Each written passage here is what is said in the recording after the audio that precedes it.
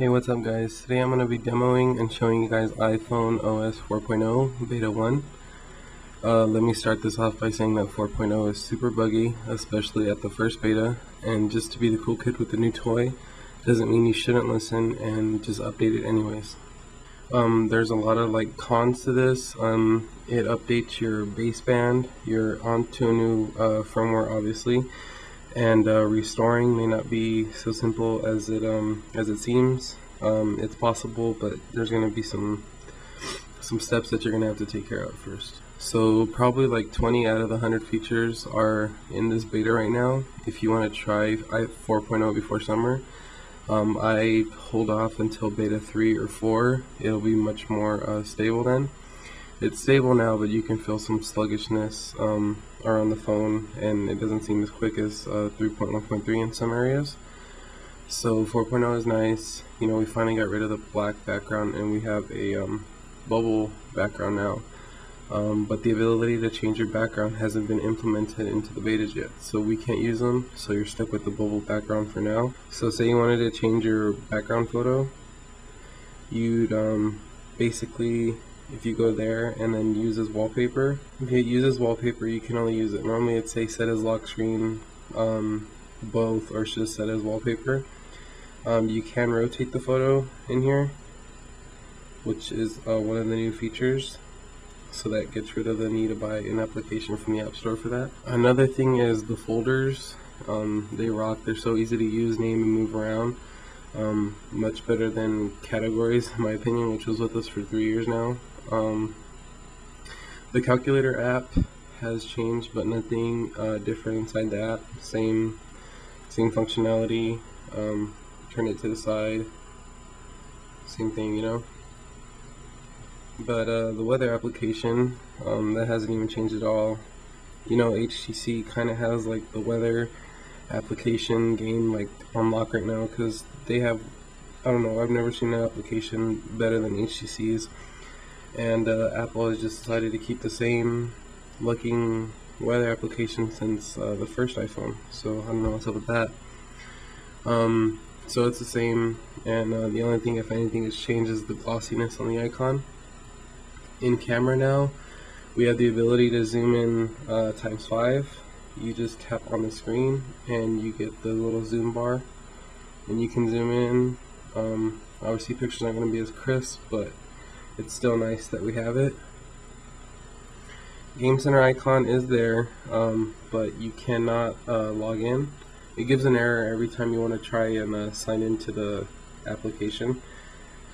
And for this, you get to use your iTunes account.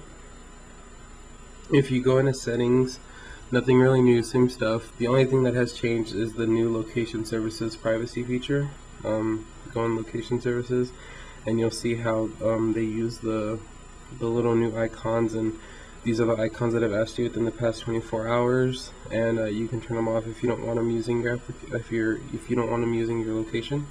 And another thing is in accessibility, you have the ability now to set a much more larger text, good for people who have trouble reading. Going home now, I will show you multitasking. So to multitask, Apple has gotten rid of the double tap, which normally would go to phone by default. The double tap now brings up the multitasking UI, which is here at the bottom. Now let me say this, if this is the only feature you really want from 4.0, still do not update. Just because multitasking is live doesn't mean it's available just yet. Now what does that mean? The developers have to build at least one of the 7 types of multitasking into their application. So while they say they're multitasking, they're really not. For example, I have Facebook here. It says it's it says it's multitasking in the background, but it's really not. So the only ones that can multitask right now are the native applications, hence settings, and another one would be, we could say, weather. So they just jump back and forth. They don't pause or give you a little screen first. So while they say they're multitasking, like I said, they're not in the sense of how Apple wants them to be. So most will be multitaskable by 4.0 of its release. Another new feature is in the Spotlight application. So when you search for something, you can now search the web and Wikipedia. So if I type in on the website I write for, Jailbreak News. I can now hit search, and you can see there it says search web or search Wikipedia. So if I hit search web, I will now get a Google search for Jailbreak News. And I don't know if you saw the status bar, but it disappeared. That's one of the bugs in 4.0, at least that I'm seeing. And the last feature I want to share with you guys, there's more, but this is all I really want to show you, is in passcode lock you can now have a alphanumeric. So say if I wanted I rock-ish, typing behind a camera here, 1 2 3, and then type it again, I rock-ish, 1 2 3. I can now have that every time I go to unlock it. Slide to unlock, and